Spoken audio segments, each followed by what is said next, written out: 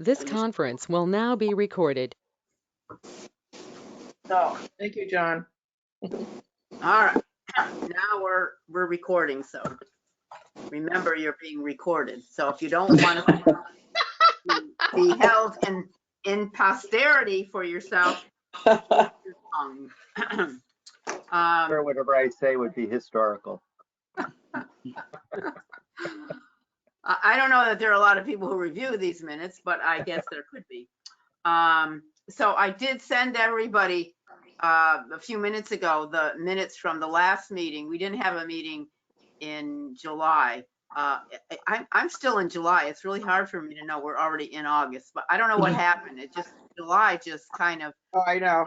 I've asked people what month it is too. Yeah, well, good. I'm not the only one.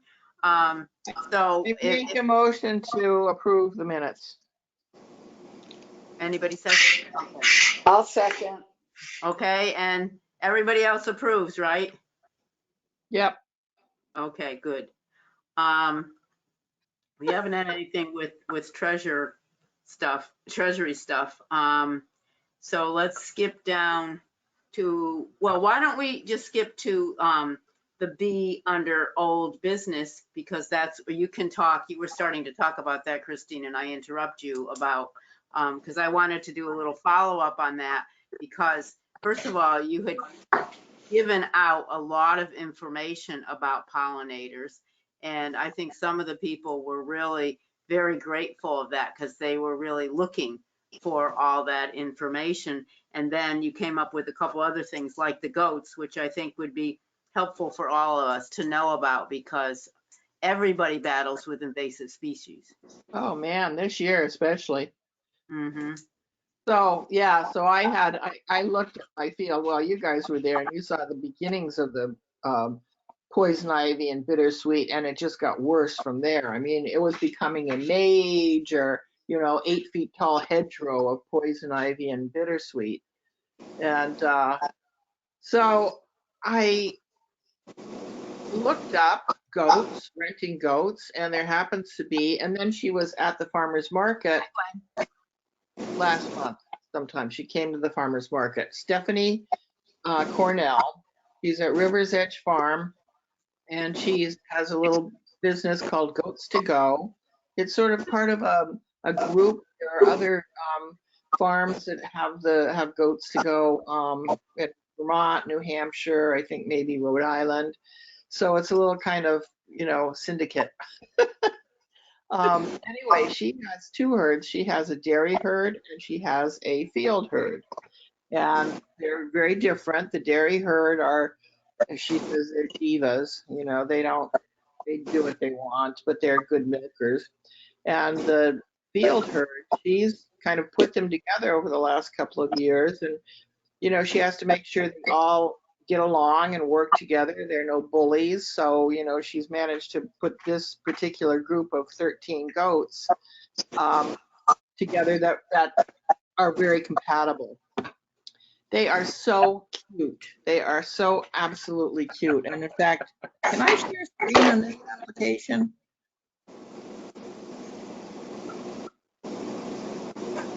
Is there a share screen somewhere? Oh, it's muted, so I guess I can't. All right. I can't wait. Christine, do you want to share your screen? What? Who wanted to share her screen? You want to share your screen? I can give you authorization. Okay, I was just going to show a couple pictures of the goats because they are just so incredibly cute. Okay, Christine, I've made you the presenter so you can share your screen. This needs to use accessibility features. You should, in the lower center of your screen, there should be 4 buttons. Yeah, I know, but it said I needed to do something. Okay, I don't apparently need to do something, so. Okay, I'll just show these little thumbnails because I think you can get well, I'll open a few. And there is somebody's static again.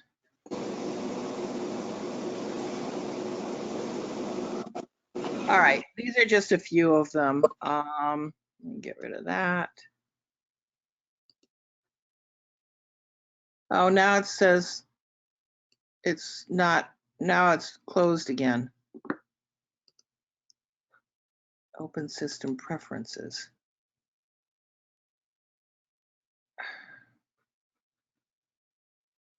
Oh, allow app. Oh, okay, got it. Well, do it. Take it easy. Work with it, Chris. It's not letting me. It says open system preferences, and then I say allow go to meeting, but then it doesn't have a do it thing. Under security and privacy. So I don't know.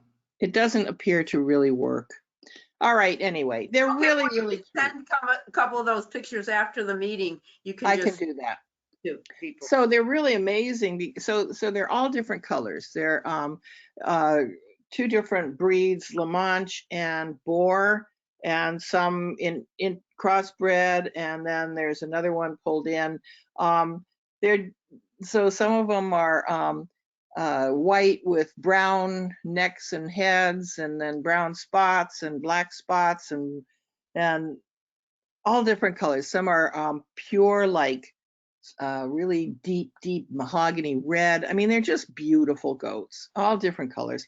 Anyway, and the first thing she has these about 3 feet, 2.5 to 3 feet high mesh fences that she just sticks in the ground. They're really like nothing, but it's a mesh that can be hooked to a solar generator. So they're electrified with a solar generator. They're just these, this size mesh in a long string. And she puts up those fences, and the goats honor them, which just blows me away. I went down one time, and a piece of it was flat on the ground, and the goats are all just calmly inside. They're just amazing. They're so calm. Nothing seems to faze them. I've freaked out on when those thunderstorms came over us. I'm freaking out. I'm petrified. So I went down later, and they're just lying there munching on grass and calm as cucumbers. They're just amazing.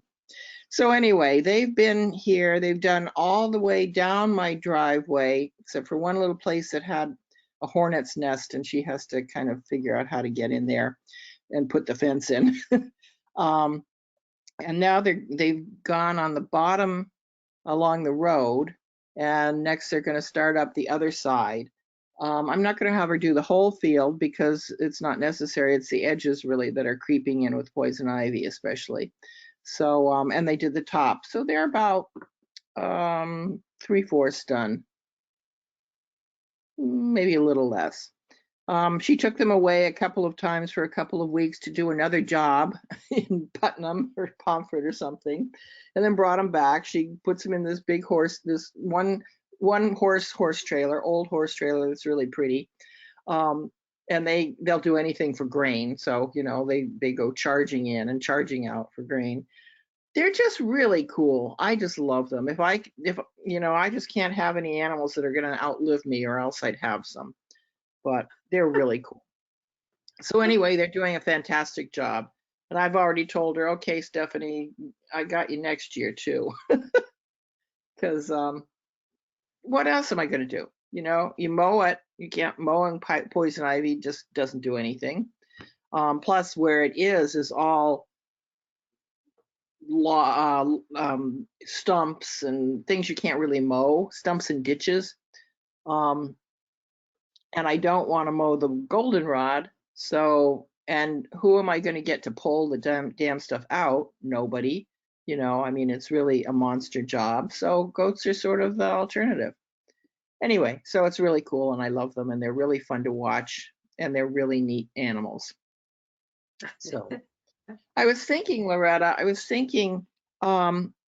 looked at when the field was really most beautiful last year, and it was the end of September, beginning of October. So when the foliage is starting to turn, and the goldenrod is like super peaking, or a little over peak, but very much there, and the field is just gorgeous. I was thinking of maybe inviting the same people to come back and see it. So Well, I was just going to ask you if, later on, obviously it's getting towards the end of August now, so the weather hopefully will get a little cooler of maybe doing it again, because the people who were there were very excited. And Joshua's Trust said that they would put out advertisement too for us if we wanted to, and we could just keep it at a certain amount, not go over a certain amount. But I think other people would like to see it, and would also, I think, like to hear what happened with the goats and how you handled that, because I think that's an ongoing issue with anybody who's trying to create, a field. Maybe not as big of an issue with smaller little patches, but I'm sure there are people who are thinking in terms of fields and how to do that. So I think it's a great role model to share. So yeah, I mean, I think we could schedule something maybe end of September. End of September would be the best. Right now the bugs are just, no, I'm not going in the field. I'm not going, I mean, it's really bad. Yeah. Both the deer flies and the mosquitoes are just horrendous here. So hopefully by the end of September, it'll calm down. You could look at your schedule and give me a date and then a rain date. And then I'll put it in the Citizen again, and also notify Joshua's Trust, and maybe we can pull in a few people from there who might be interested. Is it too late for the Citizen? So September? No, the Citizen, it's like Friday. Okay. All right. I actually, Sarah, The 19th is the cutoff for the Citizen. all right. Okay. Right. So no, it's Thursday, I guess. The 20th is Friday. all right. I'll send you something tonight or tomorrow. I'll figure out what my calendar looks like. Great. Great. That'd be perfect. Okay, good. And it's the problem with the goats is they're fairly costly, right? It's $1,000. They're $1,200 an acre. So yeah, but no poisons. Even a smaller piece, I mean, there are smaller pieces that are, if they're totally overrun with poison ivy, how are you going to get rid of it without poison? How are you going to do that? I guess you could put on a hazmat suit and rip it out, but that's what you have to do. And who wants to do that? Who are you going to get to do that if you don't want to do it? That's the other. You could use the salt, vinegar, Dawn mixture. Yeah, bullshit. Doesn't really work that well. Well, there are different strengths of vinegar and different kinds of salts, and I've heard that for some people it works well. Yeah, but if you have a fairly large overgrowth, and then there's the bittersweet too, I mean the goats just eat it all. They just eat it all. So then, after you kill it, you've got dead leaves that still have toxins in them. What are you going to do with them? And who's going to get that out? Fertilize the field too. What?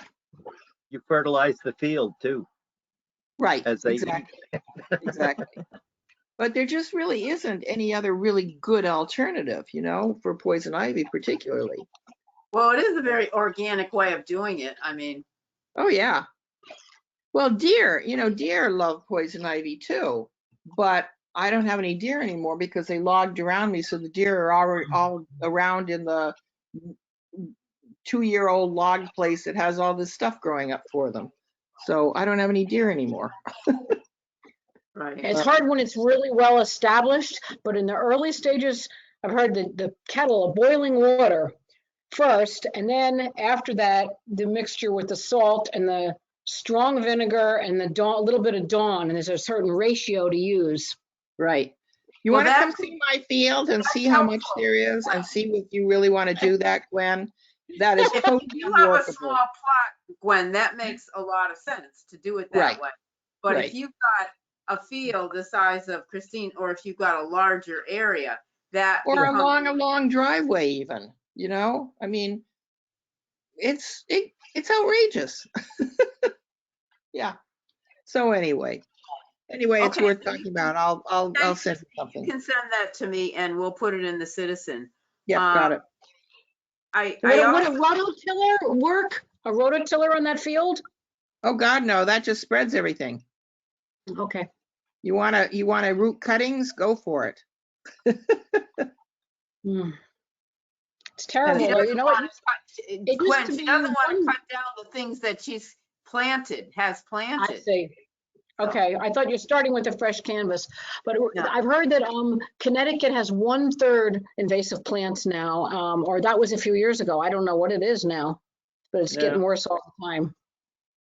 Yes, and what's happening is with the warmer weather, the mid-Atlantic invasives are creeping up into Connecticut. So then you've got the ones that we have, and then you've got, the refugees coming at us. So it's very problematic.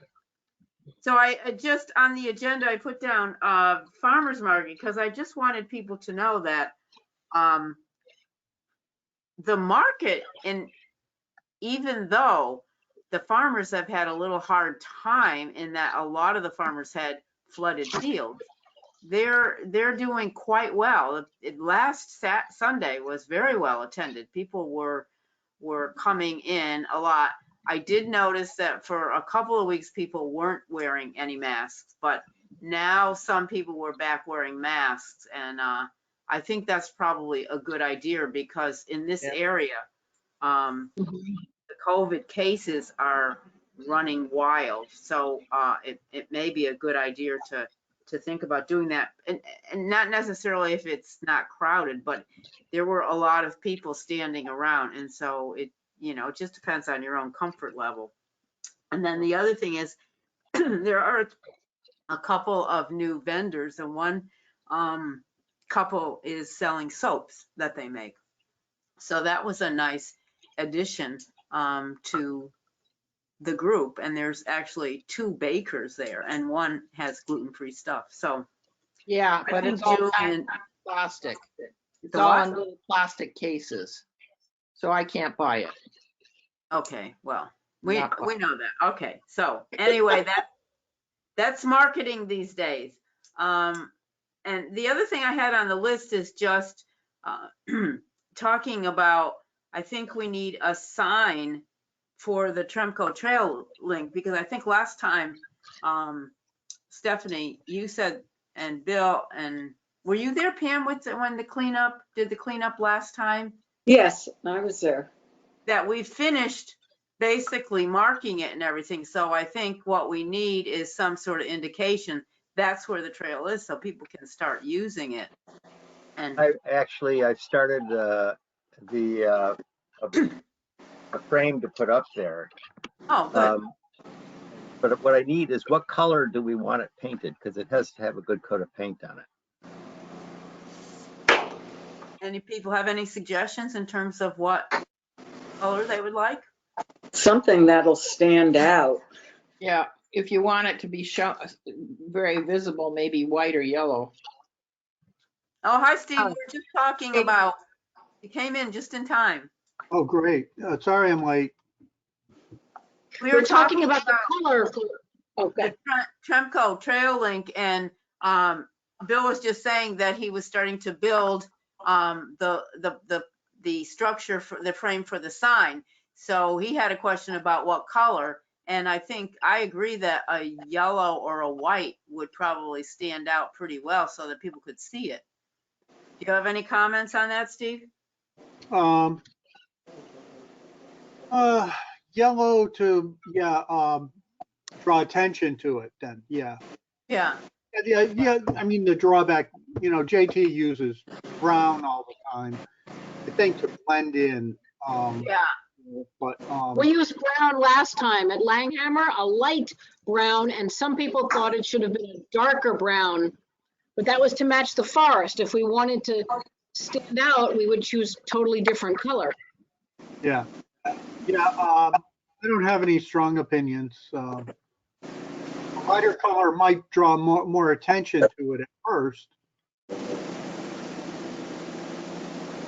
Yeah, I think a lighter color would be better because it's the parking lot and it's a whole big run. And I would think if you've got something that stands out, it would be easier for people to see. Sure.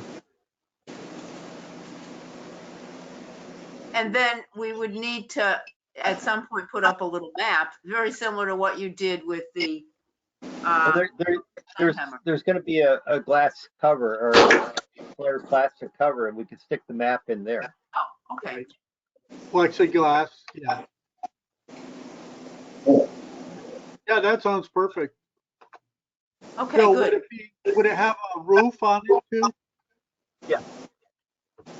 I went over to the Joshua Trust Trail that connects to our trail. I went over and looked at theirs. They have a fairly large one on there, but I thought something a little bit smaller, but basically the same design. But it has a roof, a shingled roof that comes over, covers everything. Yeah, those work pretty well. Yeah, doesn't have to be real elaborate. Right, there's one like that at Wetton Woods in Stores. And then our Langhammer, it's pretty similar, maybe a little smaller. Just a single post dug in. Yeah. Okay. Yeah. I have to go out. I don't remember how big the one at Langhammer was.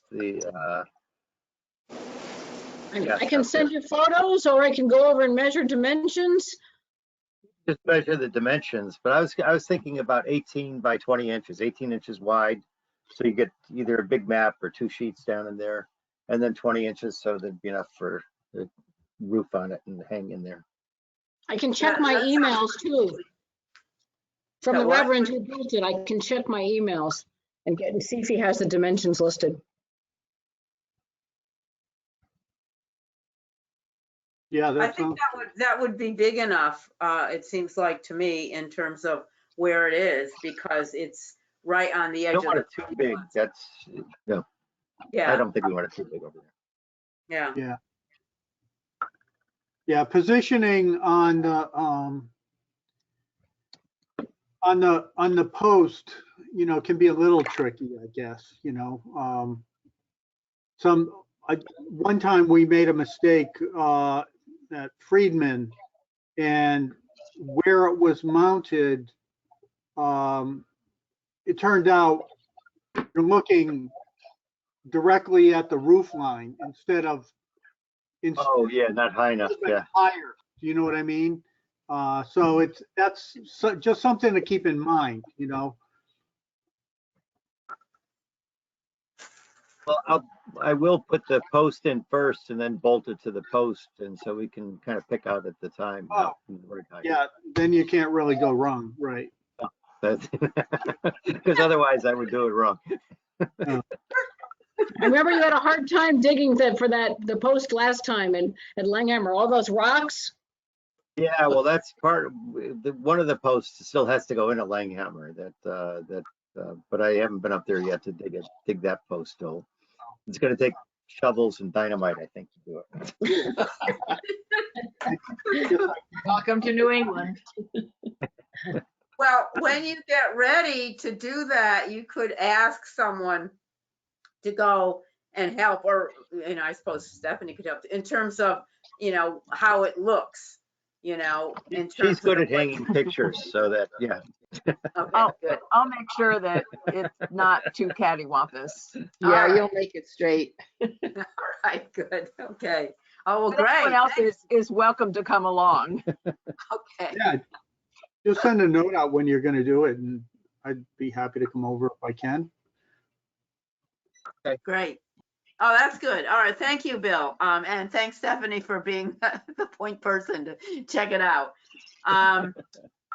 The other thing I just wanted to say to Christine, that not last week, but the week before, I actually saw a couple of people sitting at the picnic tables and chatting with each other.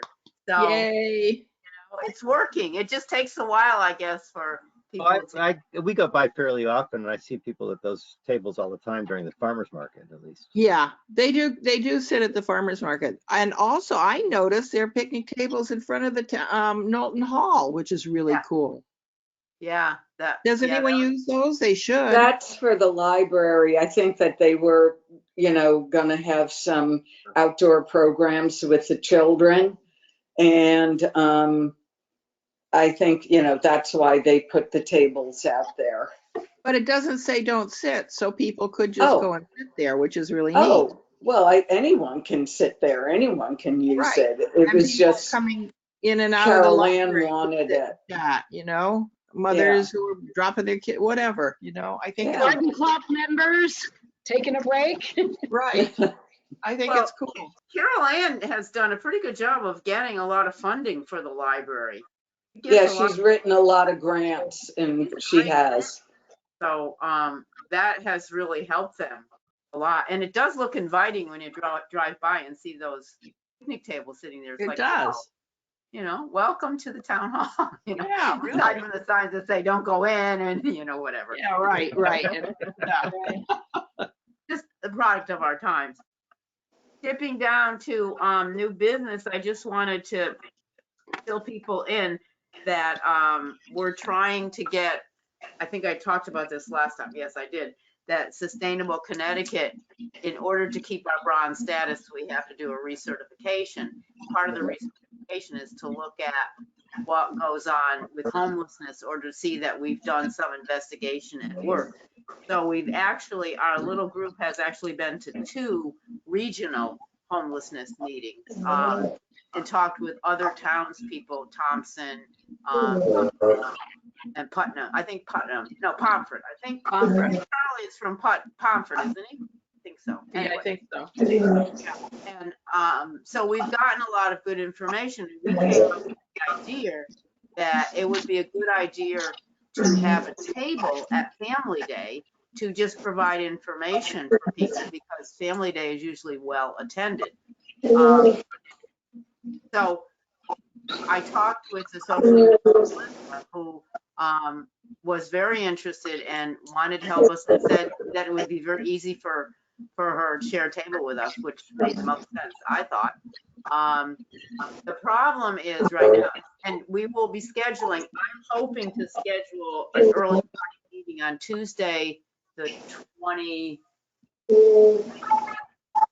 I think, 24th, because she's not coming back.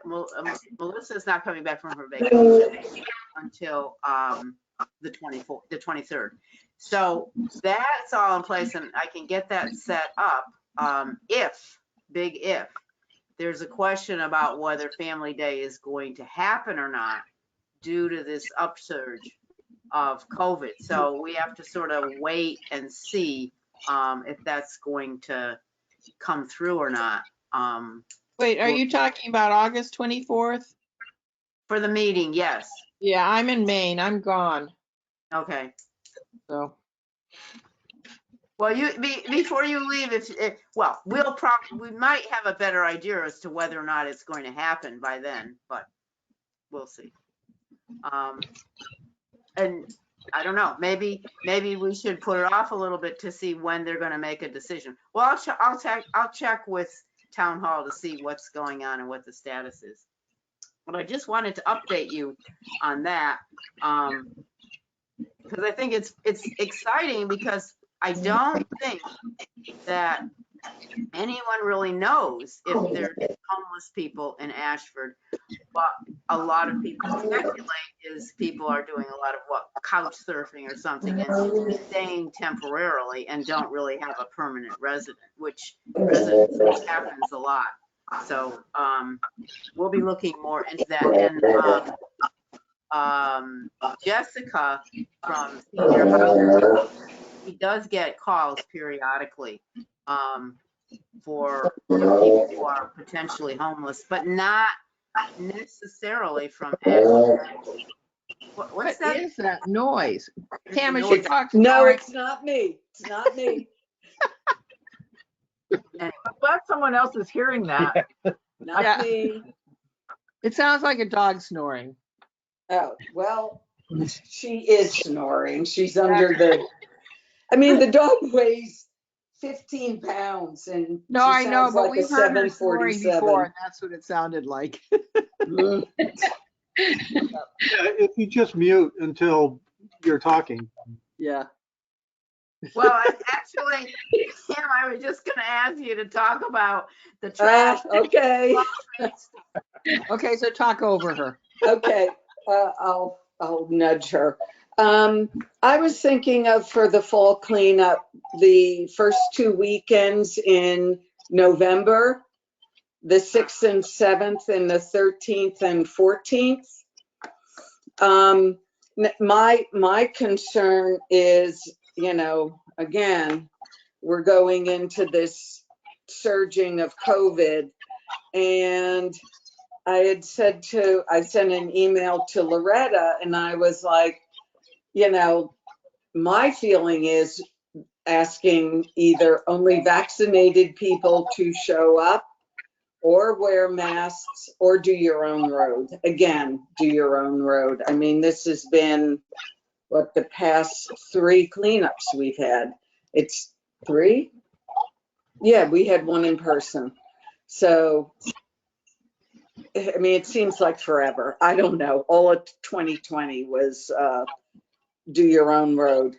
I don't know if we'll get a sponsor or not. I'm going to put it in the Ashford Community Connection on Facebook and see if anyone steps up and wants to do it. I noticed that since Ian Preston helped us, I've seen a lot more of his signs around town. And I don't know if it had anything to do with his presence helping us or not, but I hope it did. I hope he played some small part in that. But, I don't want to be confrontational by bringing up being vaccinated. So I think it will have to stick with masks or do your own road, because we have no idea where we're going to be in November. Right, and the closer, the colder it gets, the more the virus attacks faster when it's cold. Right. But we can keep abreast of that, and if things are still, really up, I mean, we can, just say masks, or because it worked out pretty well last time when we did it in the spring. It was a little different, but things were a lot of people had just gotten vaccinated in the spring, right. So right. That was a wonderful thing. But we could certainly do a similar kind of thing, Pam, of having people come and just tell us where they're going to be going. So we would either let the person who was sponsoring us pick up the trash, or the town, the road crews could pick up, as long as we know what road trash is being picked up on. Right. Yeah, that was wonderful that Ian went and picked up everything. That was terrific. Yeah. Yeah. I think he got a lot of publicity from that. So yeah, I hope so. Yeah, because he was really good. I mean, he did so much, and he even had those signs up all over town at the cleanup. Yeah, no, it was great. It was terrific. And I think that was a great example of supporting local business. And, working together for the benefit of the town. I love that idea. We're going to need to get more supplies. I think a lot of our pickup sticks fell apart. We still have all the vests and everything, but the pickup sticks took a real beating. They're inexpensive, and I don't know if we should invest in better ones that won't break so easily, because it's awful to go do a cleanup and then have the pickup sticks going out with the trash too.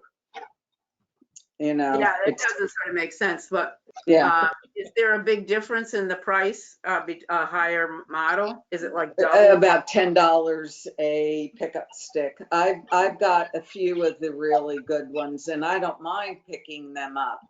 I just want to make sure I get them back. Right. That, they're not going to walk off with somebody. I mean, after picking up all this stuff on the side of the road, I don't know why anyone would want them. I mean, to me, they're diseased and tainted, but, who knows? Who knows? We'll just have to see. Do our best. Yeah, and I think, particularly since not a lot is going on right now, we probably would have enough money in the budget, but we can talk more about that either in September or October, depending on. Okay.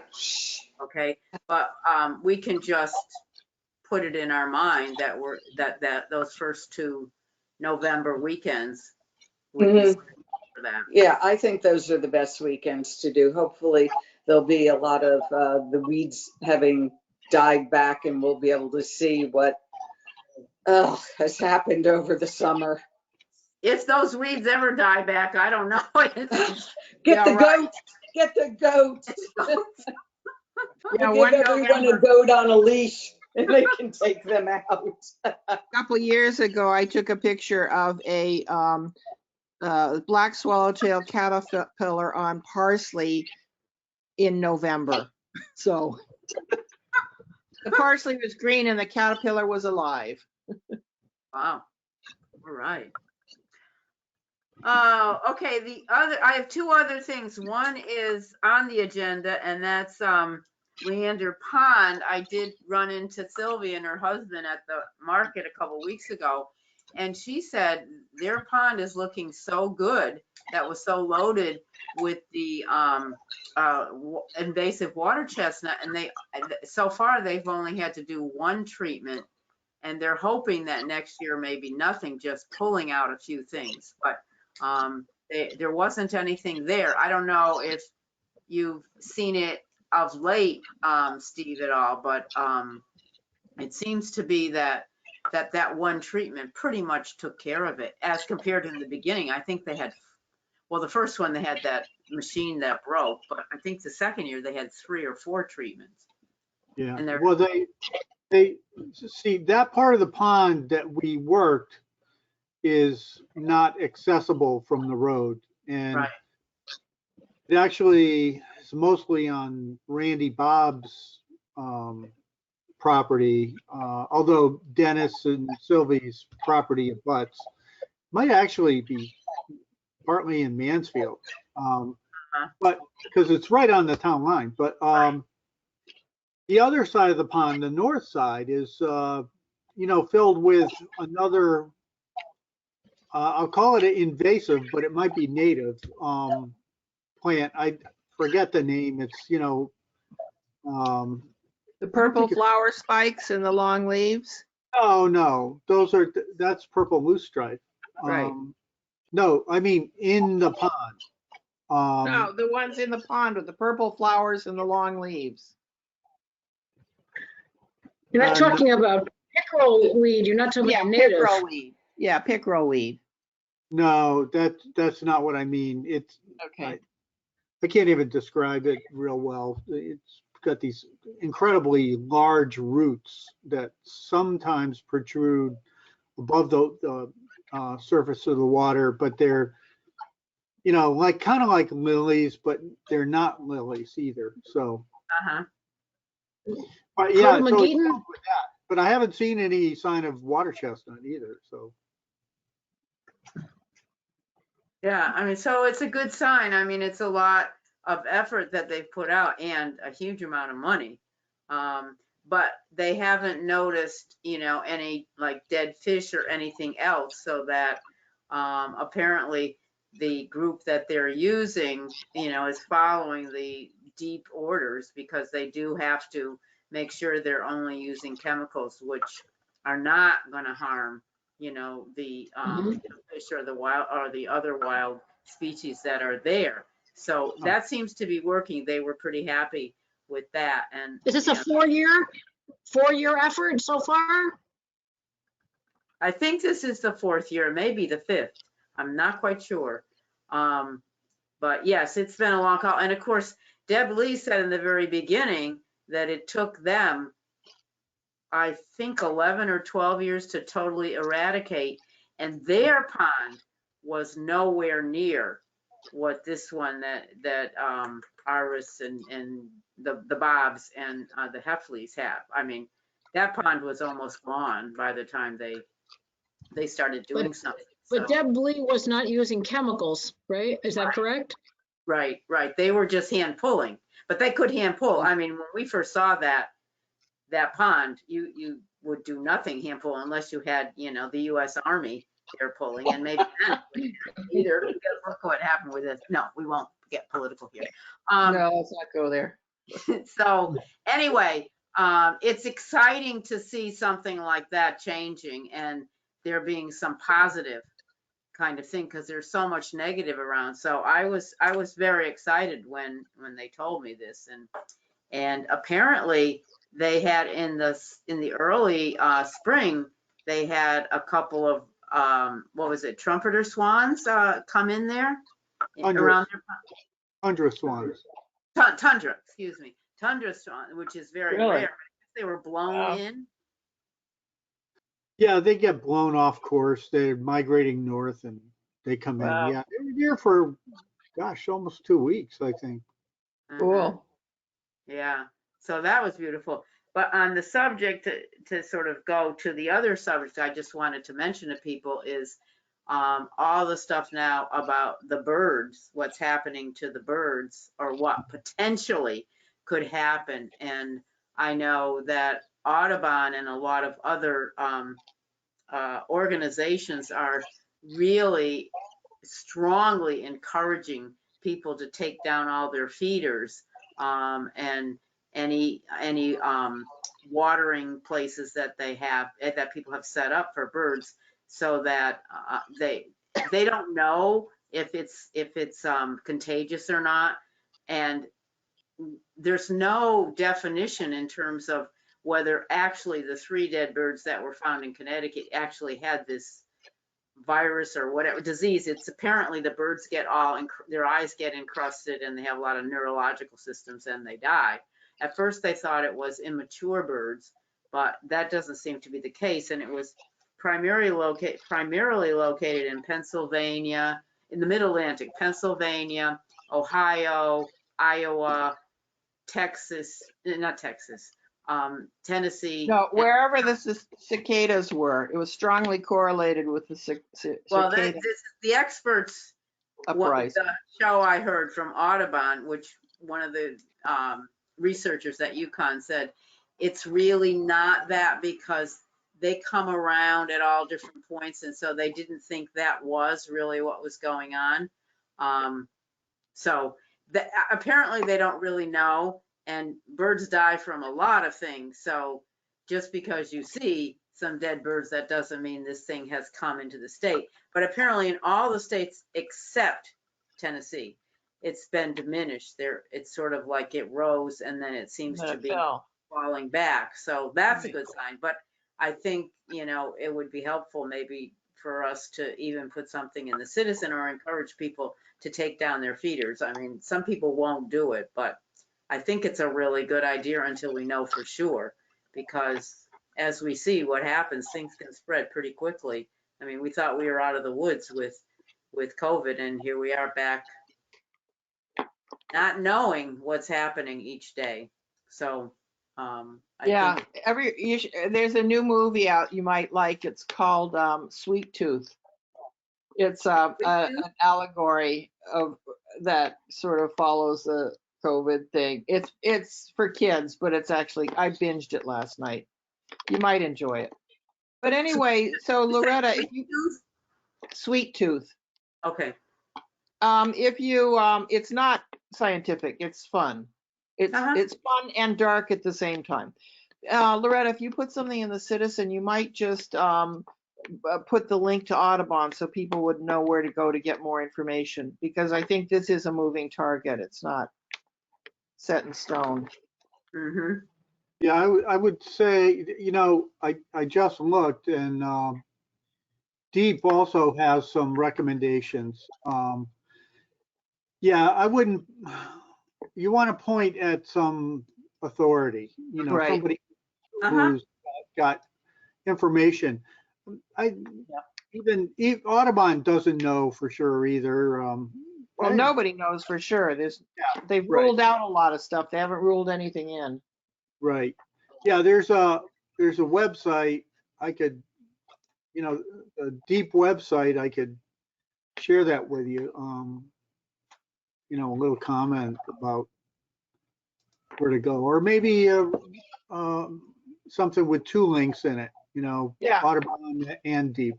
Yeah, I think that makes sense. So people would know where to look instead Right. of going to Yes. Facebook, for example. The program that I watched, which was sponsored by Audubon, did have a deep representative there and a researcher and an Audubon person there. Oh, So did you, is it a Zoom? Was it a Zoom? yes, it's a Zoom, and I think it's still available. Well, I got an email today with the link on it, so it should be and maybe that program it was recorded. It may be on the Audubon website. Was it a YouTube that they sent today? They sent it today. I didn't know whether it was a YouTube or not. Yeah, well, wasn't if that's a when I did YouTube, it. then that would be ongoing, and that might be a good link. Mm-hmm. Mm-hmm. Yeah, typically they're not going to take it down. Right. Until something changes. So Right. I would not try to make a local recommendation per se. Right. Just point to higher authorities, Right. but good information. But Yeah. I was just going to say something very simple, like Deep and Audubon recommend that people take down their feeders until further notice, and you can check on their websites for Yeah. ongoing. Yeah, to find a further notice.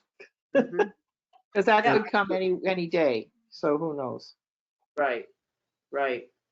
Well, I was really surprised that there was such little information available. But I guess, again, this is a new thing that just started happening. Well, And they have tested every which way from loose, but they haven't found anything. So, I mean, you can't test for something you don't know necessarily, I mean, Right. if it's some kind of weird toxin that we've never seen before, or some, weird byproduct we've never seen before, who knows? Right, How do you test for it? right, right, Or some new virus that we've never seen before, how do you test for it? So, right. There are a lot of possibilities here. yeah. And it's, pretty discouraging in a way that it's going on. And they were getting a lot of pushback from people. And they made very clear in the video that they didn't want to do this. They didn't want to say that they enjoy looking at the birds and putting up feeders also. So it wasn't something that they did easily.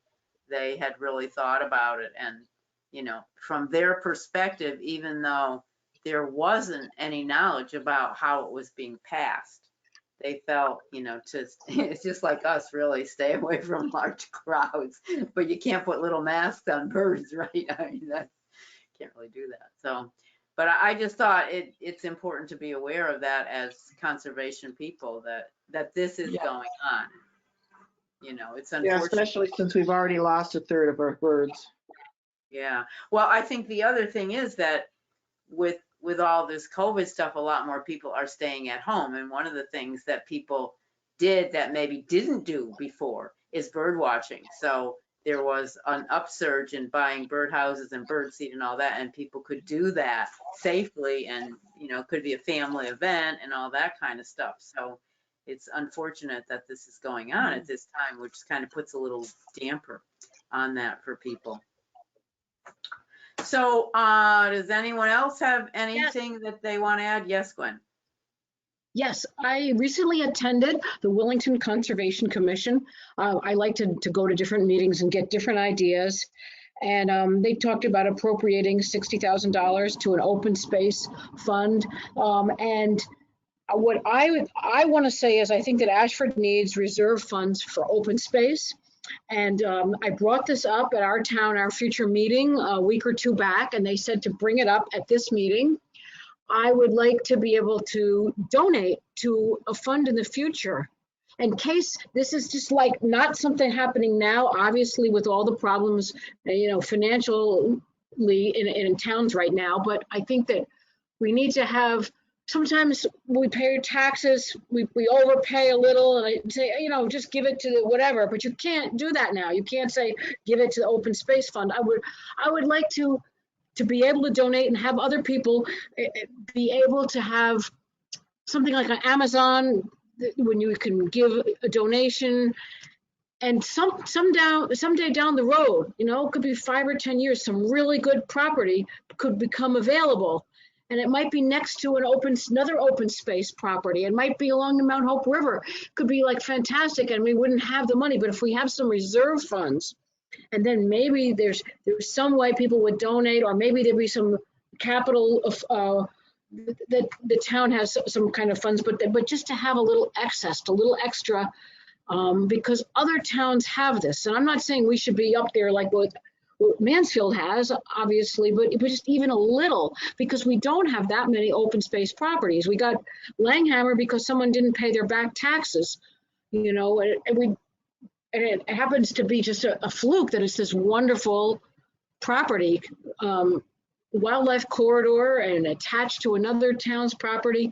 But what if down the road we want to purchase something, we find something that everybody agrees on would be valuable and worthwhile, and we're talking, you know, like saving birds, and our town has such a wonderful resources, you know, the forest and the rivers. Anyway, I just wanted to throw that out there, see what people think. I think it's a great idea. There just needs to be some kind of mechanism. I Well, would think- strongly Discussion that oppose we doing have an open Amazon, space fund. doing anything to promote Amazon. I strongly oppose that, but Well, people are doing it anyway. Everyone's home in the pandemic, and my kids, I see everybody ordering on Amazon. I'm not promoting it. It's just there. And if they gave a No, little but piece, if you're doing a checkbox on Amazon, or if you're doing it through Amazon Smile, and it's still going through Amazon, we don't need to go through Amazon. We don't need to support them any more than we already are.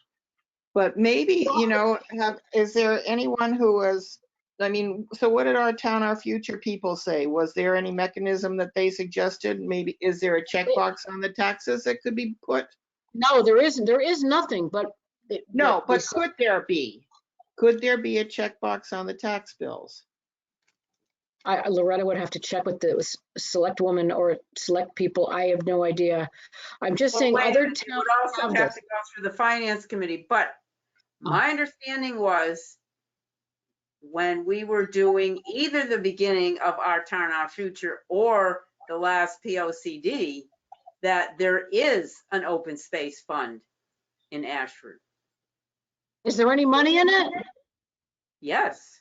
I don't know how much there is, but we went through this, I think, several years ago. Yeah, Yeah, we I did. think I actually found that when we were doing Sustainable Connecticut, I saw that there was something. So there is something there already. I'm I pretty have sure to we say, wrote, yeah. I'm pretty sure we wrote into the latest, oh boy, it's been so long, I even forget the name. What's the last document we wrote? POCD, What's that? the POCD, or whatever that is. Anyway, I thought we wrote a recommendation to put in, excuse me, like 0.25% toward open space or something. I'm not sure it's ever been adopted, but we might There look at is that. something. Yeah, I You know know what I there's think? If we wrote this in the Citizen and that this existed and people could put money there, then I had this other idea about the Forest Legacy Program. If this ever came to fruition and people did get paid for their land, maybe they would put a small percentage into this open space fund for our town of this money that they would be getting from the federal government. If this came through, this could be an incentive to offset the taxes that they would have to pay.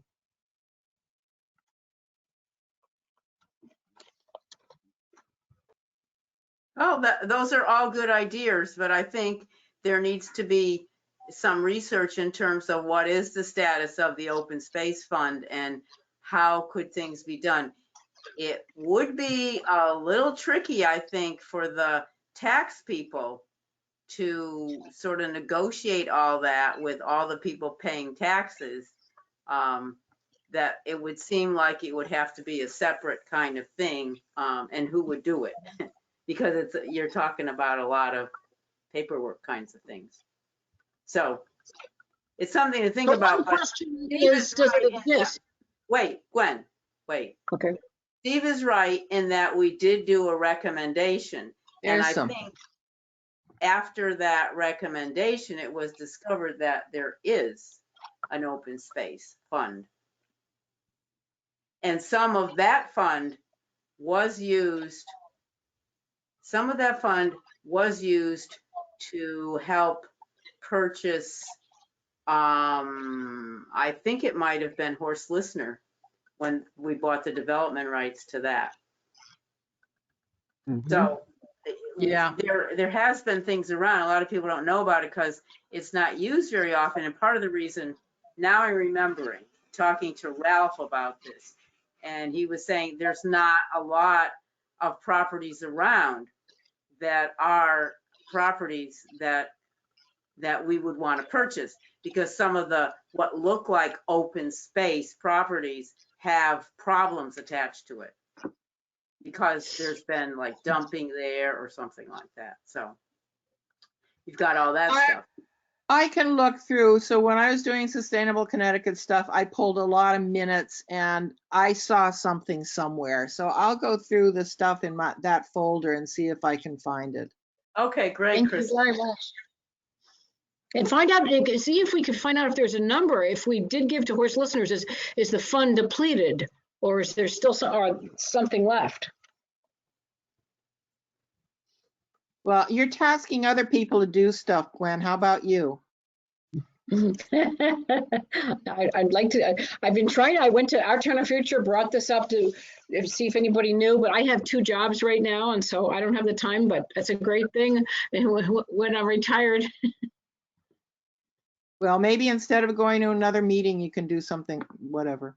Well, it's really hard because the town hall's closed, and you try to get in there.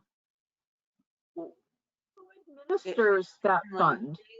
Things to think about and look at in terms of future, and maybe even talk with planning and zoning people and Board of Finance people. I mean, those are appropriate people, and I'm wondering, well, I mean, I think that for Our Town, Our Future, it might be something that they also want to look at that as a project. I don't know. I don't know where they are now in terms of what projects they're on. But I think that planning and zoning and Board of Finance, you have to really look for their help in working through any of this. Okay, thank you. All right. Anybody else have anything pressing, burning, any issues? Okay, well, I think then we're done. Wow. Perfect. She's snoring again. Well, Thank you, everybody. it's the breed. She always snores. Yeah, I know. She can't stop. Hey, John, while you're there, is there, do usually other meetings that you have, do they have that background noise that we've been experiencing? I'm really not sure what that was. I am actually currently, as we speak, also recording the Board of Selectmen meeting for Ashford right now, but they haven't had the same problem. I'm not sure where that's coming from. Okay. All right. Sorry. Well, thank you. Thank you so much. All right, everybody. Thank you. Good night. Good night, everyone.